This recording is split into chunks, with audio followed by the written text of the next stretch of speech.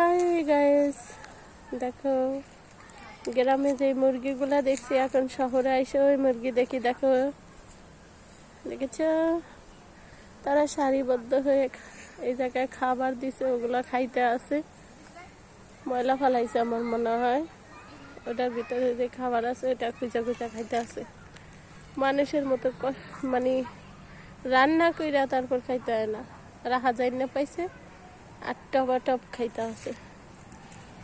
মানুষের তো রান্না করে খাইতে হয়, সব জিনিসেরই কষ্ট করে খাইতে হয়। মানুষের কষ্টটা আমার মনে হয় সচেতন বেশি।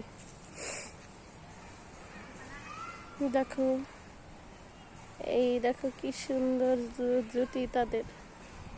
তাদের পিছনে একটা রাজার কয়টা বউ দেখো, এই একটা, এই একটা, এই একটা, তারপরে ওই একটা, চারটা বউ নিয়ে আসে ঘুরতে আসে। দেখছো কত সুখী রাজা।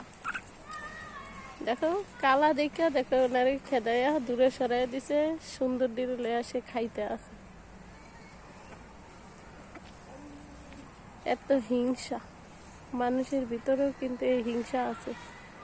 যে ফর্সা যে সুন্দর তাকে সবাই দেখে, কালা মানুষের পছন্দ কেউ করে না।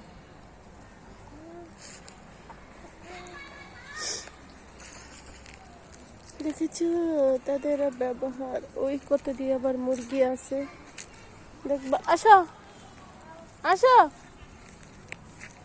আমার ছেলে কোনো কথাই শোনে না, তাকে ডাকলেও শোনে না। আসো,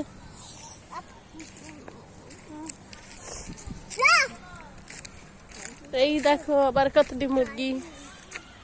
এই ওনারা এই যে সামনের যে বাসা, ওই বাসার মহিলারা মানে এই মুরগি পালে। আমাদের খুবই ভালো লাগছে গ্রাম্য পরিবেশ, শহরের মধ্যে নিরিবিলি জায়গা আমাদের অনেক ভালো লাগছে। এই পরিবেশ আমার থাকতে অনেক ভালো লাগে।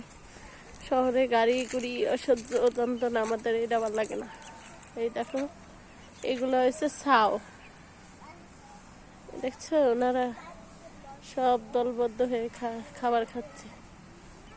এই পৃথিবীতে কষ্ট ছাড়া মানুষ কও, প্রাণী কও, পশু কও, জীবজন্তু কও, কোনো কিছুরই মানে কষ্ট ছাড়া নাই।